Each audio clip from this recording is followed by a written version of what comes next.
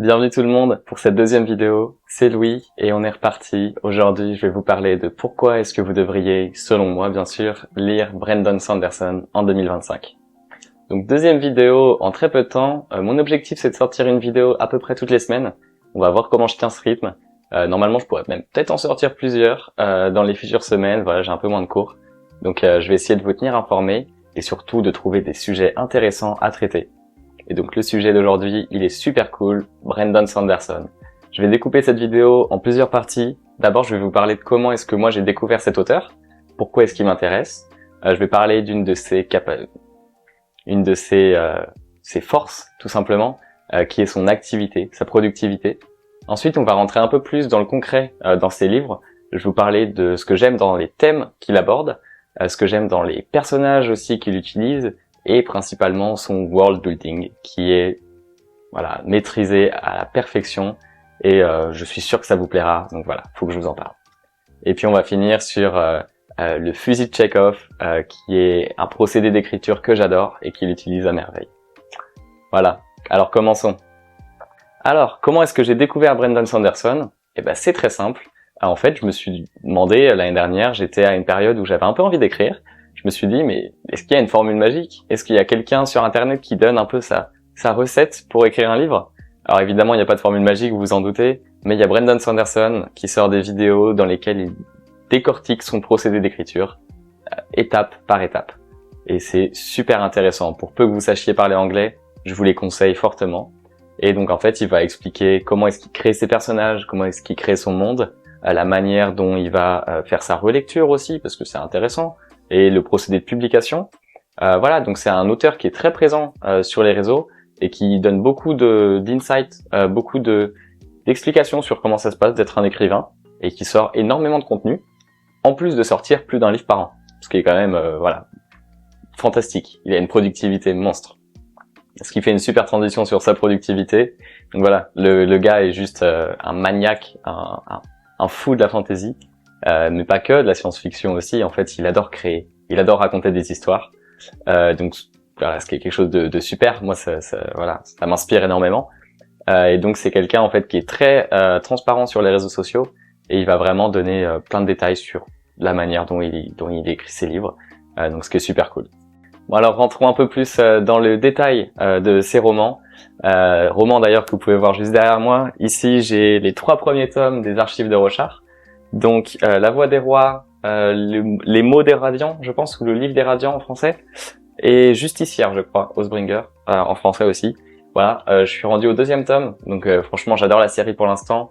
Je vous ferai sûrement une petite des vidéos justement quand je serai en train de lire le 3e tome. Et juste ici, le 1er tome de Mistborn. Alors j'ai lu les 2 autres en format PDF, donc voilà, j'allais pas les mettre là. Mais série super cool aussi. Et puis juste à côté, vous pouvez voir La Roue du Temps, donc qui n'a pas été écrite par lui, par Robert Jordan, mais au moment où Robert Jordan est décédé, il a repris pour les 3 derniers tomes, il me semble. Voilà, donc série que je compte agrandir, il faudra sûrement une autre étagère. Voilà, donc voilà ma collection en ce moment. Donc tout ce que je vous raconte, ça se base en fait sur mon expérience des 2 seules séries que j'ai lues. J'en ai fini une, Mistborn, mais j'ai pas fini encore les Archives de Rochard. Les thèmes qu'il utilise, Brandon Sanderson, dans ses romans sont très basique en réalité. Il va pas t'inventer un thème de nulle part, il va pas t'inventer une intrigue que personne n'a jamais écrite. En réalité, ce qu'il se contente de faire, et ce qui est pourtant un exercice très difficile, c'est de mélanger tout ça. Il va te prendre, alors j'utilise ces mots, j'invente pas ce que je vais dire. Il va prendre la formule du braquage d'un Ocean Eleven, donc d'un film, pas d'un livre, la formule du braquage, qui va mélanger avec du mystère, et avec des intrigues politiques à la Game of Thrones. Et tout ça en ajoutant un peu d'ambiance post-apocalyptique avec le monde des brumes, ça crée Fils des brumes, Mistborn. Donc voilà, c'est très intéressant. En fait, il va juste piocher ce qu'il aime dans certains livres, dans certains films, dans certaines œuvres, et s'amuser avec, faire des combinaisons pour trouver une formule qui marche et qui l'intéresse et dont il a envie de développer un peu plus sur le sujet. Alors bien sûr, après, il faut aussi des personnages intéressants, il faut aussi un monde, un world building intéressant, mais bon, pour ça, il faut pas s'inquiéter, je vous expliquerai pourquoi juste après. Donc voilà, la diversité des thèmes est très intéressante au sein même d'un livre, mais aussi au sein de tout son catalogue de romans. Donc voilà, si vous n'aimez pas trop ce côté mystère, braquage c'est plus le tome 1, et ben dans le tome 2 c'est plus intrigue politique, dans le tome 3 ça fait un peu les deux. Ensuite vous avez la deuxième ère de Mistborn, qui là est dans un autre thème aussi, dans un autre genre. Les archives de Roshar, ça va être vraiment de l'épique fantasy, avec aussi beaucoup de mystères, beaucoup d'intrigues politiques, mais en fonction des personnages, on va aussi jouer dans différents thèmes, donc voilà. Je pense le mot-clé, c'est diversité. Vous en avez pour ce que vous aimez, c'est sûr. Alors maintenant, parlons des personnages, qui sont pour moi une grande force des romans de Brandon Sanderson. Alors on a des personnages, moi ce que j'aime beaucoup, c'est quand les personnages sont pas noirs ou blancs, ce qui peut être le cas, par exemple je pense à Eragon, qui est juste à côté, je pense pas que vous le voyez, mais bon, on sait que le gentil est gentil et que le méchant est méchant. Voilà, ça fait, il y a pas trop de débats, il y a pas de personnages très gris. Là c'est le cas dans ces romans, alors un peu moins dans Mistborn, même s'il y en a certains, mais surtout dans La Voix des Rois. En fait, le changement de point de vue te fait te rendre compte que ton protagoniste que tu suis, c'est peut-être pas le héros que tu as envie de suivre. Et de même pour les antagonistes. On a tendance à avoir beaucoup d'empathie pour les antagonistes de ces romans. Et aussi quand on a cette différence d'information, on sait qu'un antagoniste n'est pas si méchant que ça, mais le héros ne le sait pas. Ah, le sentiment est affreux. Enfin bon, vous voyez. Donc des personnages très nuancés, ce qui est très intéressant. Et aussi des personnages très archétypaux. Moi je pense forcément à l'image du héros brisé. Il utilise beaucoup celle-là, du héros tourmenté, du héros trahi, qui ne veut pas donner sa confiance, du héros charismatique. Il y a beaucoup d'archétypes utilisés et c'est normal. Faut bien un peu que les lecteurs puissent s'identifier et puissent retrouver un peu ce qu'ils aiment dans d'autres œuvres de fantasy. Aussi, on a d'autres types de personnages qui sont très intéressants. Moi, j'aime beaucoup la catégorie des personnages qui ont envie d'apprendre, qui ont envie de comprendre, parce qu'on est quand même souvent dans des livres tournés mystère, tournés compréhension de ce monde, de l'univers et des règles un peu de l'univers et du système de magie. Et donc, il y a forcément des personnages qui sont scolaires et qui ont envie de comprendre ça, qui pensent que c'est la clé de leur intrigue en tout cas. Pas forcément de l'intrigue générale, mais qui sont tournés vers cette intrigue-là. Et c'est super intéressant parce que ça apporte de la diversité dans les intrigues et dans les buts des personnages, dans leur motivation, au sein du même livre.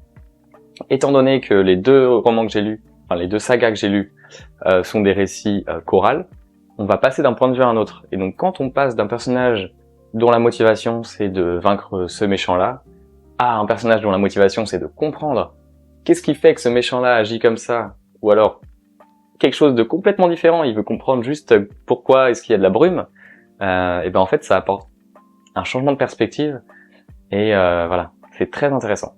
Alors aussi évidemment il y a des personnages qui décèdent, le mot est dit, et oui, et ça fait du bien parce qu'il y en a trop peu, je trouve, dans les œuvres de science-fiction, de fantasy, un peu jeune adulte.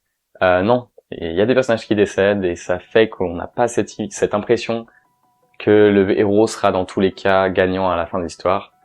Ça apporte plus de tension et plus de drame à ces récits. Et puis la dernière partie de personnages, dernier type de personnage dont j'ai envie de parler, c'est les personnages secondaires qui pourraient être le héros de leur propre roman. J'adore ce genre de personnage, je pense à Spectre, particulièrement dans Mistborn, qui est un personnage dont j'aurais adoré avoir un hors-série sur lui, centré autour de son histoire dans le tome 3. On a eu que quelques chapitres et c'est le genre de personnage très attachant dont tu as envie de suivre plus longtemps.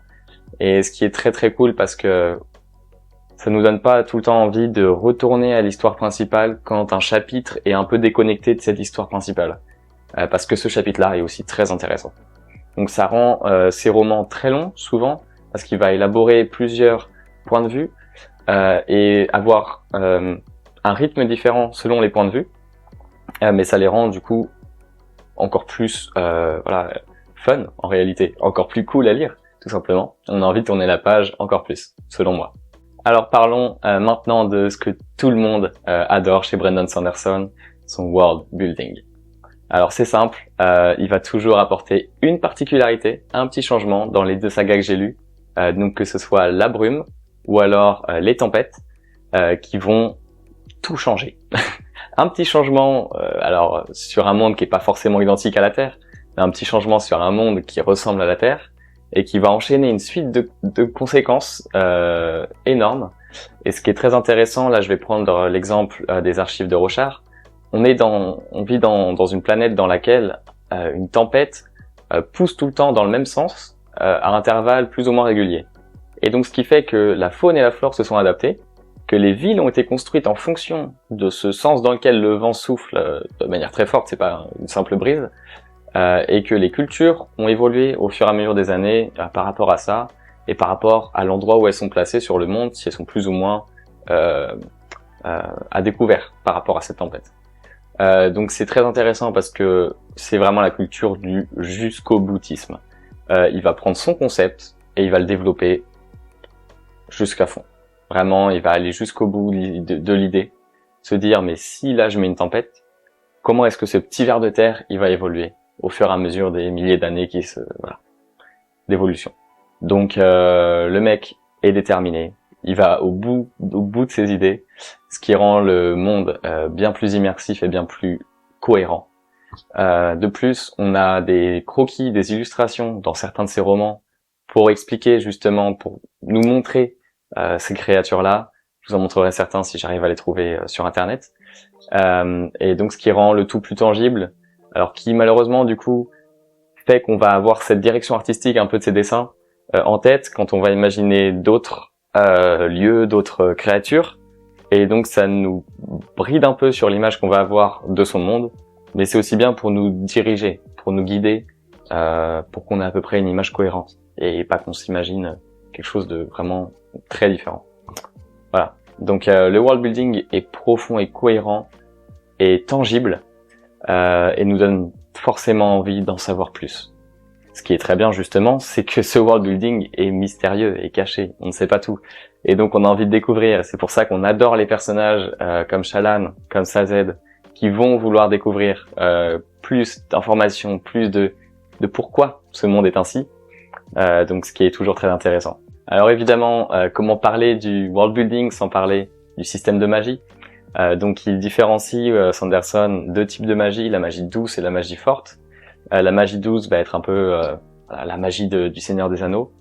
Ben on n'a pas de règles précises, on sait que Gandalf il arrive à se faire balancer dans tous les sens par Saruman. On sait pas pourquoi. On sait pas pourquoi Gandalf non plus arrive à combattre un Balrog. Pourquoi ce Balrog-là peut avoir un fouet. Enfin bon, on a plein de questionnements. On sait qu'il y a des êtres qui possèdent de la magie. On sait pas pourquoi. On sait pas quelles sont les limites à leur utilisation de cette magie. Quelle est la puissance? Y a-t-il un degré de puissance? Voilà, ça c'est de la magie douce parce qu'il n'y a pas de règle fixe. Dans la magie forte, comme par exemple dans Mistborn, l'idée est très simple. Bon, quoique farfelue, mais très simple. Si un utilisateur de cette magie ingurgite des métaux, assimile des métaux, en fonction du métal ingurgité, il va avoir un pouvoir différent. Donc, il va pouvoir utiliser ce métal différemment. Hein, le zinc et le laiton ne te donnent pas les mêmes pouvoirs. Voilà, tout simplement. Il y en a un qui, alors je me rappelle plus exactement, mais il y en a un qui va te renforcer et te rendre plus fort, et il y en a un qui va te permettre d'attirer des métaux, il y en a un qui va te permettre de renvoyer des métaux. Voilà, t'as toute une diversité de pouvoirs qui sont très clairs, très fixes, et on peut pas changer toutes les règles. Alors bien sûr, il y a des règles un peu floues qui sont floues de manière exprès, enfin de manière intentionnelle, parce que justement, voilà, on n'est pas censé connaître toutes les limites non plus. Il faut qu'on puisse toujours en découvrir un peu plus. Pour bien sûr nous laisser un peu en haleine et créer ce sens du potentiel retournement de situation. Mais voilà, son système de magie il est clair, il y a des règles, tout simplement. Et donc ça c'est très intéressant. Dans Mistborn on s'y plaît beaucoup parce qu'on peut un peu essayer d'anticiper les actions de chacun des personnages pendant des scènes de combat, parce qu'on connaît la possibilité de leurs actions. On sait qu'ils ont un éventail de capacités disponibles, et donc on peut anticiper la manière dont ils vont les utiliser. Ce qui est très intéressant. À l'opposé, dans les archives de Rochard, on comprend rien. Il y a un système très clair aussi, il y a des règles qui nous sont pas données. Et donc en fait, on navigue en terre inconnue avec des personnages qui eux non plus ne connaissent pas et sont en train de découvrir petit à petit. Et on a des idées, on va se poser des questions et puis on va comprendre que certains personnages ont beaucoup plus d'informations que nous, mais on peut pas accéder à ces informations. Donc c'est frustrant et c'est aussi haletant. Voilà. Le système de magie est toujours très bien corrélé à l'intrigue, ce qui fait que c'est très intéressant et ça donne envie de continuer à lire. De toute façon, tous les points que je vais dire, en fait, c'est des points qui vous donnent envie de commencer à lire les livres, mais aussi de les continuer. Voilà, tout simplement. Et pour finir, ma partie un peu préférée, voilà, c'est quelque chose que j'adore, le fusil de Tchekhov. Donc pour ceux qui connaissent pas ce principe, ce procédé littéraire de comment on construit un récit, en fait, c'est une règle qui dit que si vous mettez un objet dans une pièce, que vous le montrez au spectateur, alors ça vient du théâtre. Donc si vous mettez un objet pendant l'acte 1 dans cette pièce, il faut qu'il ait une utilité dans une scène ultérieure, voilà, dans une scène qui va suivre. En fait, on peut pas se permettre de rajouter quelque chose pour qu'il n'ait aucune utilité. Ce qui veut dire, dans le sens inverse, que si vous voyez un fusil pendant la scène 1, dites-vous que ce fusil sera utilisé sûrement plus tard. Il n'est pas là pour rien. Et en fait, on se fait tout le temps avoir parce qu'on connaît cette règle. Moi, je la connais, je la connaissais avant de lire ces romans. Et pour autant, je me dis, attends. Mais non, mais j'étais censé le savoir. Mais depuis le début, c'est toujours pareil. On se fait avoir parce que Brandon Sanderson, il t'en cache énormément de fusils. Il y a des fausses pistes, évidemment. Il y a toujours des petits indices qui te font aller pas loin de la vérité, mais t'es jamais vraiment sûr t'essayes de deviner, et puis en fait, t'es souvent à côté de la plaque. Et donc, il va laisser plein de petites intrigues comme ça tout au long de ses romans. Et je vous laisse les découvrir pour ceux qui les ont pas encore découvertes, parce que c'est sublime. Pour finir, je voulais aussi parler d'un petit plus, le Cosmer. En fait, toutes ces œuvres, tous ces romans sont interconnectés. Bon, quasiment tous sont interconnectés. Il a créé cet univers étendu à la MCU, dans lequel, en fait, on se rend compte que toutes les planètes font partie du même système solaire, et que certains personnages peuvent voyager d'une planète à une autre, et sont récurrents d'une histoire à une autre aussi. Alors moi, en fait, j'ai pas lu assez de ces romans pour pouvoir le voir, ou pour en tout cas le comprendre quand ça arrivait. Voilà. Il y a sûrement des références que j'ai pas eues, que j'aurais dû avoir. C'est pas quelque chose qui m'intéresse, mais je pense que ça peut intéresser certaines personnes de comprendre que le gars a réfléchi à un univers connecté dans lequel toutes ses œuvres sont cohérentes. Je sais qu'il y a beaucoup de gens à qui ça va plaire, mais du coup, ce qui est bien aussi, c'est qu'on peut vraiment lire ces sagas de manière totalement sans prendre en compte les événements d'une autre saga, sans penser tout le temps à oh mais tiens, ça serait pas une référence, voilà. Donc c'est un petit plus pour ceux qui aiment ça, tout simplement. Et bien voilà, donc pour conclure cette vidéo, déjà merci beaucoup d'avoir écouté jusqu'à là. On en est quand même à plus de 15 minutes normalement, donc merci beaucoup. Tout simplement, moi je vous recommande Brandon Sanderson. Cette vidéo là, c'est pas de la promo, c'est rien, enfin je la fais simplement parce que j'ai l'impression que les gens devraient plus lire ces romans. Surtout en France, je me rends pas compte s'il est très populaire ou pas en France, alors qu'il est évidemment outre-Atlantique. Mais voilà, je conseille vivement. Je pense que c'est un auteur qui fait les choses un peu différemment, aussi un auteur plus actuel avec son côté plus proche de sa communauté, et qui est tellement pédagogue que ça peut intéresser tout le monde, quoi. Même si vous n'avez pas envie de lire ces histoires, essayez de regarder ces vidéos si vous parlez bien anglais, si vous comprenez l'anglais. Voilà. Donc moi je vous conseillerais Mistborn, mais je vous conseillerais La Voix des Rois aussi. Si vous aimez les mystères, si vous aimez les livres très longs, si vous aimez vous attacher à des personnages, et tous les types de genres possibles, parce que de toute façon il y a toujours forcément quelque chose qui vous plaira. Voilà. Donc foncez. D'ici là, on se revoit normalement la semaine prochaine. On se revoit bientôt surtout pour parler du coup du tome 3 des Archives de Rochard que je commencerai à lire. Et je ferai peut-être un petit récap aussi du tome 1 et 2. Voilà, donc pour les gens qui verront cette vidéo, n'hésitez pas à me dire en commentaire. Allez, tchuss!